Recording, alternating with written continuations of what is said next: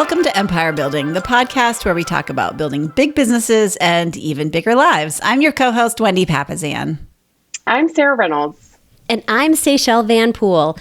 Today, we are on our sixth, the last of our series on money and wealth building. And so we have covered just a range of topics, and we're really excited to round this one out with you for today. So we have covered finding your FU number. We have covered all the different tactics for wealth building. We've talked about real estate. We've talked about the stock and bond market. And today we're going to talk about the other ways in which you can build wealth and do money in a beautiful way.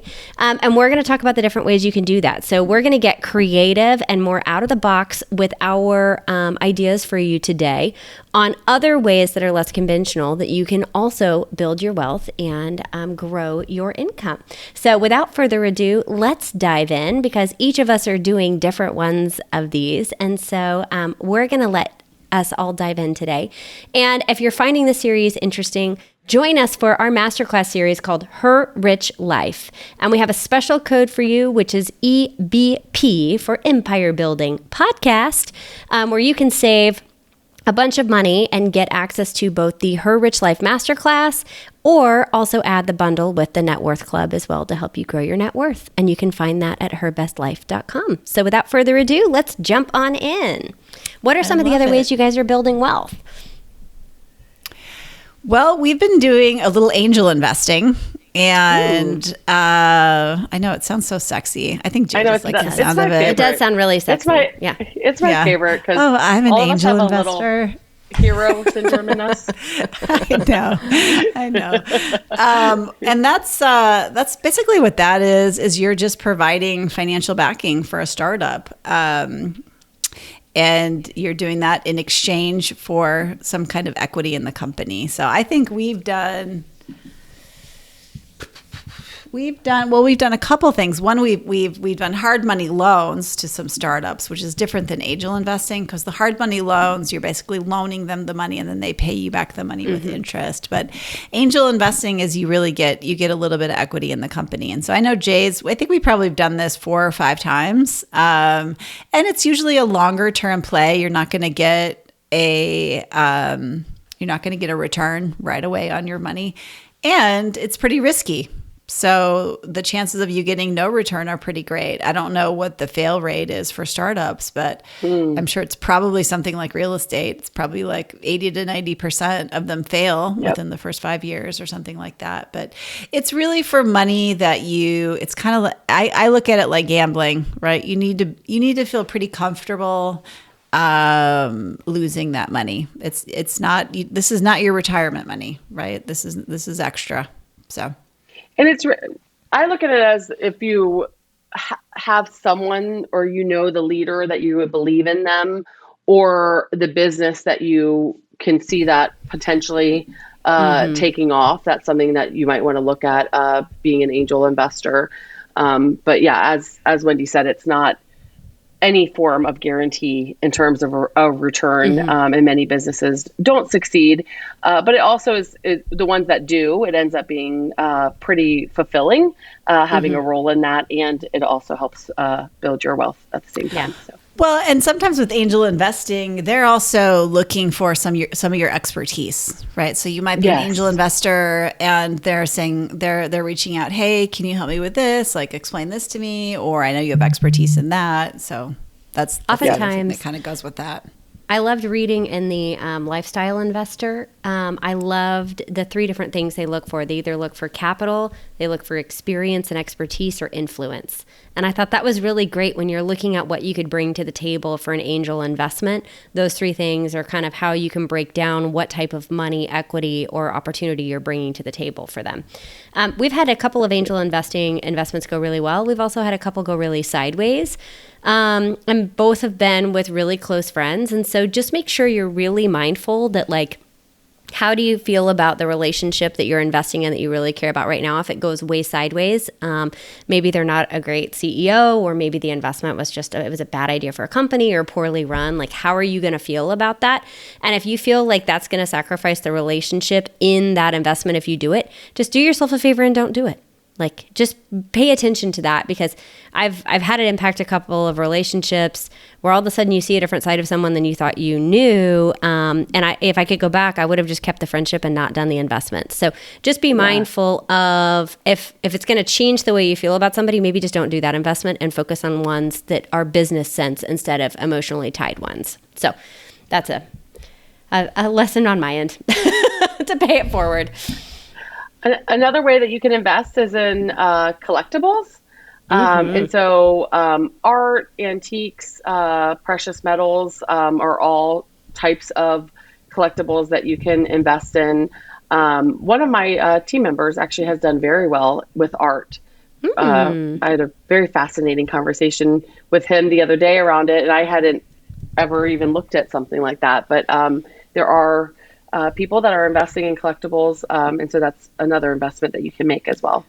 Do you guys have anything on your net worth sheet that's a collectible? Our family has wine. Oh, yeah, of course. Yeah. Wine. Yeah. A lot of, like it's the 1970s and 80s wines. Yeah. Oh gosh, speaking of that, this is a total aside. We were at Jay's house for Thanksgiving, and his mom was like, "Hey, go." They're not wine collectors at all, but they've taken some trips out to Napa over the years. And there was like 4 bottles of Silver Oak, like tucked way back in the closet. You could tell they just couldn't see it, like from the bottom of the closet. And it was from 2003. Yeah, 2003. So I look it up. Did you look it up? And yeah. Well, they got it in 2003. It was probably brand new then. And they just been holding on to it. $450 a bottle. Yeah. Is what it was worth Wow. today. Yeah. And it's about to go. So we just cracked it open for Thanksgiving. It was great. I'm sure anybody who's a wine listener is probably cringing out there, because we were just like slugging it down. You know, we had people who don't normally ever drink wine. It was just probably a real sacrilege. You know what, though? It's like fun. One of my dad's favorite things, because he was like the wine guy in our family, was he believed that great wine is meant to be consumed with great friends and great people. And a great wine is a wine you love, and a bad wine is a wine you don't. And that's as simple, as it gets. And I loved how approachable that made the art of drinking wine. And you can get into the tannins and the legs and all the other weird things that people talk about when they're really into wine. But ultimately, it's about the company you're with and the experiences you create. So I love that you did that. I think it's perfect. I love that. So another one is cryptocurrency. That's been a hot topic lately on the news. So, cryptocurrency is a digital currency that uses cryptography. And this digital currency is housed in a decentralized network built off the blockchain technology. It's a lot of B's. It's even hard to say. I know, it really is. Yeah. And a few examples of crypto are Bitcoin, Solana, Litecoin. There's a ton. Dogecoin. I mean, that name alone just looks like doggy. It is. Yeah. It's a dog. I know. And what's interesting is this, unlike a lot of other passive owning, investment options, crypto is highly volatile, especially in the last 6 months. It's highly volatile, meaning your rate of return can be all over the place. I know I was looking at Bitcoin, and it was started at 17 cents and then was up at 17,000 and then back to, so it's all over the place. So you've got to be ready for a really emotional ride if you want to take the crypto ride, and really be ready to manage it, or just put it off as almost like a collectible. And if it turns into something great, you can't drink it, but it might be great. Don't lose your password. Yes, don't lose your password, because you cannot get it back. So yeah. My feeling is I'm not investing in Deutschmarks. I'm not investing in yen. I don't know anything about currency. I literally know nothing about this. It would be like me investing in art. I mean, I know some things about art. I know the art that I like, but don't invest in things you don't know about. That's just dumb. So there's all these people who are basically investing in different kinds of currency, cryptocurrency, that don't really understand the currency market or how it works. And so that's part of the reason it's just so cray-cray, and then all the spam you get on Instagram is another reason not to invest in it. So, and then you've got intellectual property. So an intellectual property is an asset. So I'm rolling with this one because my husband has made quite a bit of money off his IP. and you can get cash flow from it. In fact, just this morning, we were having a conversation on the couch, and Jay was telling me that The One Thing, which is his arguably most popular book, which came out 7 years ago. It's been out for quite a while. They were running a special on Amazon where you can get the digital download of The One Thing for $2.99. And normally, like, you basically pay Amazon to kind of like promote it for you for a couple weeks. I don't know all the details, and then if you're lucky, it kind of gets a little head of steam, and then you stop having to pay Amazon. So essentially you're giving away your royalty. So it might be like $1 or something, but then it gets a little head of steam. So he said that it's been going for over, and it's just a 2 weeks that you pay for, but he said it's been going for over 9 weeks now. And they're just getting more and more and more and more downloads because people see this like really good price on the digital download. And that's awesome. That's money in Jay and Gary's pocket, which is really great. So cool. And that is something that, they wrote 7 years ago. Yeah. So that is, it's not regular recurring income because there's a lot of volatility there depending on how quickly you can sell it. But what you create can give you money. Yeah. The other thing with intellectual property is trademarks, patents, and copyrights. My favorite show is Shark Tank. I love Shark Tank. And the number one question that they ask, right, is, do you have a patent? And why that's the question is because they know the business is more valuable if the business owns intellectual property. Yep. And so it is 100% an investment that you can make. And the Papazans have done really well in it. And it's, especially if it's like an invention or something like that, that's so smart. Well, and that's actually why, for those of you that know our sister business, that's why we changed our name from Amplify to Her Best Life. And this is really your smarts, Sarah. And I guess it's because you were watching Shark Tank. That's how you knew how to do that. We tried to get the trademark for Amplify, and actually what is it? It's like a credit union in Austin owns the trademark, which ironically I have a loan with. Yes. And so that's why we had to pivot and change our name. And we do have Her Best Life trademarked. We do. So. Yeah. I'm so a big excited. believer in trademarking. So those empire builders that are listening, make sure to trademark your brand if you can. And it will make a huge difference for you in protecting it in the future. So smart. So your next opportunity is a REIT. And a REIT is a company that owns oftentimes real estate, lease spaces, it collects rent. An example of that would be like a residential management company with commercial property. And like stocks, an owner invests in a percentage of the REIT. And it's paid dividends based on the income. And so, and I believe it's, Wendy's typing this out for me. I thought that was it, but I wanted to make sure going off memory. A REIT is a real estate investment trust. Yes. And so what that looks like is that was our assistant that was typing that, actually. Yeah, it was our highly paid assistant that typed it. And REITs gather money from investors like a mutual fund, but yet they often have a rate of return of anywhere between 10 and 15%, just depending on what the REIT is invested in.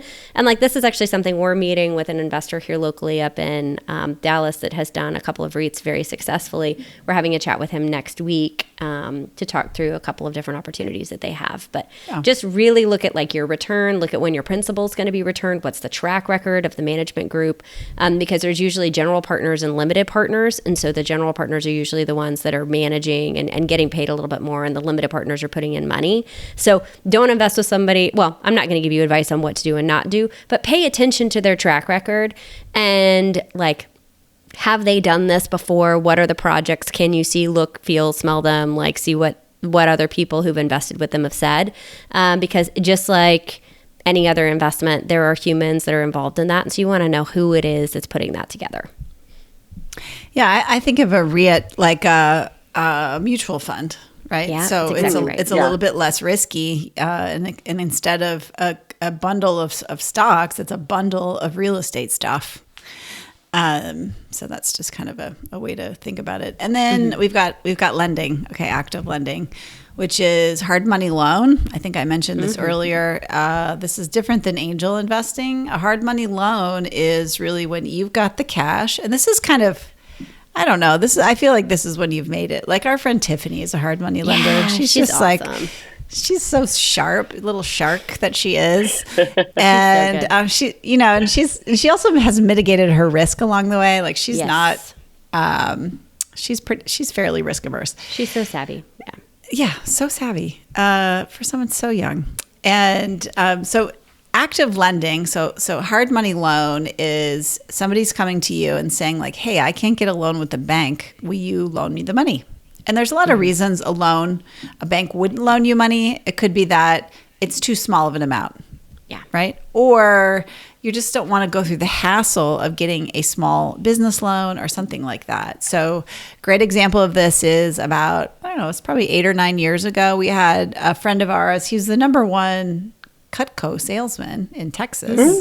So I knew he was a good guy. I knew he was entrepreneurial. I knew he could hustle. And he said, I need about 60 grand to start this Vinsulator business. And a Vinsulator was kind of like it was a kind of Yeti. It was almost like right when Yeti was getting really popular.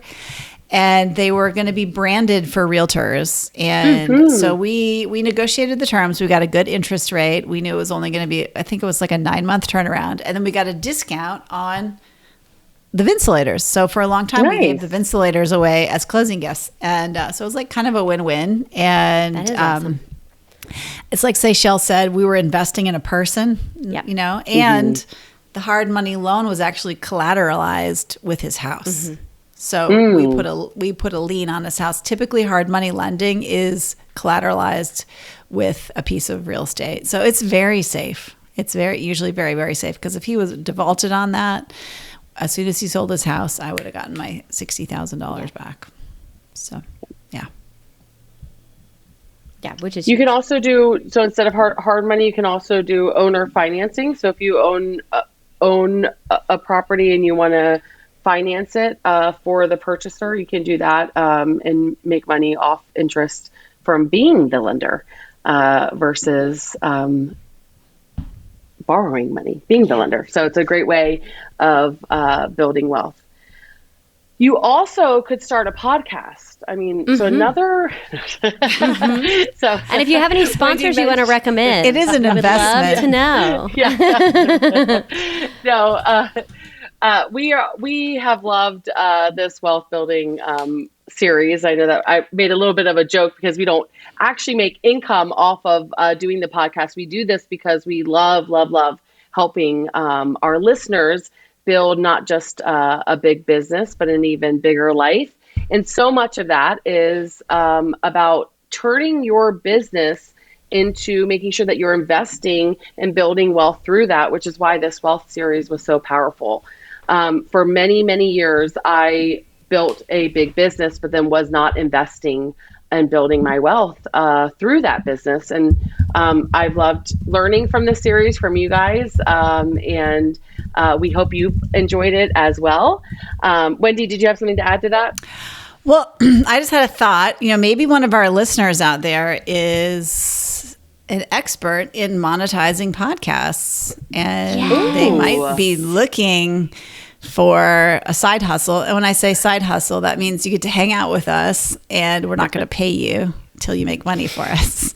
So if there's anybody listening who would like to do that, reach out to one of us on Instagram. Reach out to me or Sarah or Seychelles. You could be our first empire building podcast intern, and you could help us monetize this podcast. I feel certain it's kind of weird to talk about, I know, this whole episode on investing and then talk about how we're not making money on this podcast. So I was kind of feeling, we got to turn it around. Yeah, I was having some dissonance there. Yeah, I was feeling out of alignment. Yeah. Well, you can do certain things in your life for different returns, right? And I think the way that I look at this podcast, I think you guys do as well. And I shared this on my health journey episode when Wendy interviewed me. This podcast saved my life in terms of my health. It's because of the research that I had to do for preparation for the podcast. And so you can look at return, return in life isn't always monetary. I will make more money because I'll live longer thanks to this podcast. And so that's one way that I look at it. And of course, we are always wanting your referrals for the locations that we serve buyers and sellers in.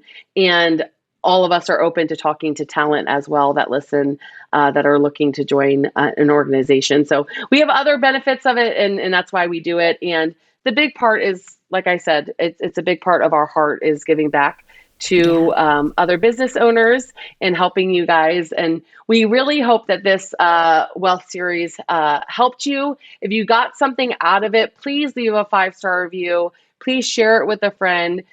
We love to hear from our listeners, so send us a message of your big takeaways. But remember to use your big business to not just have the big business, but to have that bigger life. And so much of that is building your wealth. So thank you for listening and joining us for this series, and get out there and keep building your big business and even bigger life. Bye, guys. Bye, guys.